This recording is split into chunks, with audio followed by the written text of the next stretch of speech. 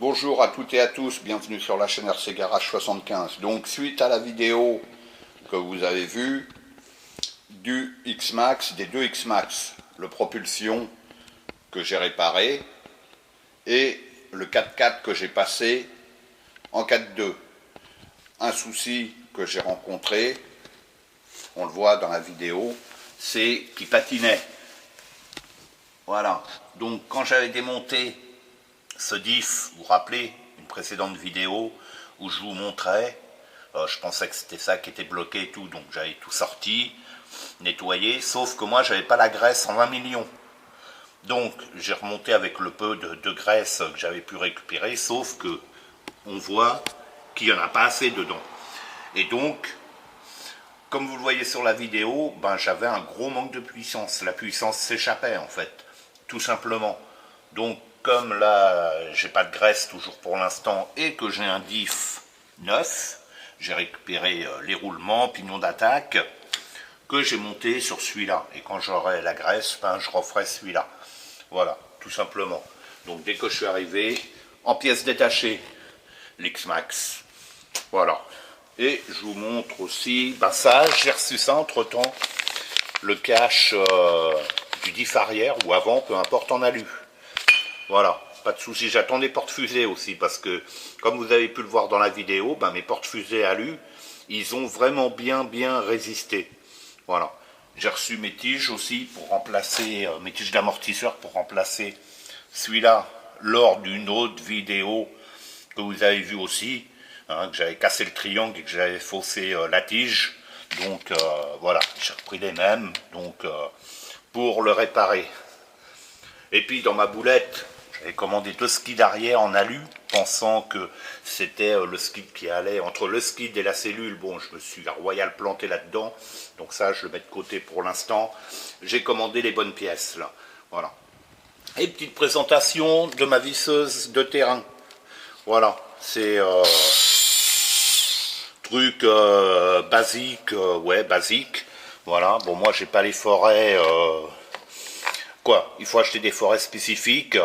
Donc moi pour l'instant j'ai récupéré un mandrin, pour moi c'est le mieux, voilà, c'est aimanté, et là je mets n'importe quelle clé, voilà. Bon, pour le terrain c'est pas mal on va dire, qu'on appuie ici, on la tourne, ah bah là d'une main je vais pas y arriver comme d'hab, voilà, voilà, et ça fait un tournevis quoi, hein. Voilà, tout simplement. Bon, c'est basique, hein. Il n'y a rien de révolutionnaire là-dedans, mais pour dépanner, c'est pas mal sur le terrain. Toutefois, moi, je préfère la mienne. Hein. Voilà, parce qu'il n'y a pas de variateur dessus. Hein. C'est, voilà, on-off. Bon, il y a avant-arrière, normal. Mais c'est du basique. Moi, je préfère la mienne, hein, qui est réglable. Voilà. Et surtout, qui a un variateur. Vous voyez, je peux tourner très lentement. Voilà, moi je suis habitué à bosser avec ça, ça c'est nickel. Il n'y a pas de problème de ce côté-là. Voilà. Pour bosser régulièrement, c'est ça. Ça, c'est pour de l'appoint sur le terrain, ça dépanne. Voilà, tout simplement. Bon, ben, on va remonter tout ça. Hein. Il n'y a plus qu'à. Et puis ça va repartir comme il faut, pas de souci. Donc voilà, c'est remonté, prêt à être reposé. Et le petit cache GPM, cache couronne en alu, bon, pas mal.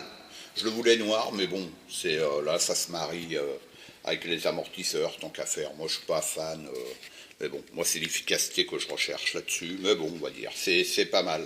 Ils en avaient plus en noir, donc sinon j'aurais pris noir. Donc voilà, c'est prêt à être reposé. Voilà, mon skid il commence à morfler encore. Mais bon, là j'en ai plusieurs d'avance, hein, vous le savez, c'est du consommable pour moi, hein, je les tue relativement assez vite. Donc bon, bah il n'y a plus qu'à remonter tout ça et puis faire un essai rapide. Et j'oubliais, comme sur le précédent 4.2, je bouche le trou ici. où habituellement il y a l'axe. Voilà, pour pas que la saloperie rentre dedans, tout simplement. Voilà. Donc voilà, tout est assemblé. J'ai plus que le moteur à fixer et remettre le cache-couronne après. Et ça, cette petite bande de velcro que je vous dis, je me sers pour tout. C'est uniquement pour maintenir le moteur quand je retourne le châssis pour visser le moteur. Hein. Bon, c'est pas une obligation, mais c'est plus confortable. Là, le moteur, il est en place. Le velcro, il tient. Je retourne le châssis. Hop. Toujours sur ma selle de vélo. Et là, j'ai plus qu'à mettre mes 4 vis. Et le moteur, il bouge pas. D'accord? Voilà. Tout simplement, une petite astuce en passant. Donc c'est ok, j'ai fait un petit test ici rapide, maintenant je testerai sur le terrain. Et là, je reviens à mon amortisseur, la tige pliée, donc là, hop, j'ai dévissé, hein, ici, là, et j'ai retiré l'ensemble, vous voyez, on voit qu'elle est bien pliée quand même. Et là, je vais la remplacer, hein. Il faut dévisser ici, et ça sort. La référence, c'est 77-63. Voilà. Je sais qu'il y a les options titane, mais bon, sincèrement, moi j'ai repris celle d'origine. C'est la première que je plie, et pourquoi je l'ai pliée, c'est parce que j'ai tapé fort dans une souche, et c'est l'amortisseur qui a pris. Donc titane ou pas titane, n'importe quel amortisseur, il aurait plié. Hein. Donc voilà. Ceux d'origine font très bien le boulot en temps normal, hein. Il n'y a pas de problème, sauf si on se prend un choc ici, donc, comme ça m'est arrivé. Bon là c'est clair que il n'y a pas de problème, n'importe quelle tige bougera. Voilà. Voilà, c'est terminé, c'est remonté, ça va très bien. Voilà, c'est terminé, c'est fini. Allez, je vous dis à bientôt sur la chaîne RC Garage 75 pour de nouvelles aventures sur le terrain. À bientôt.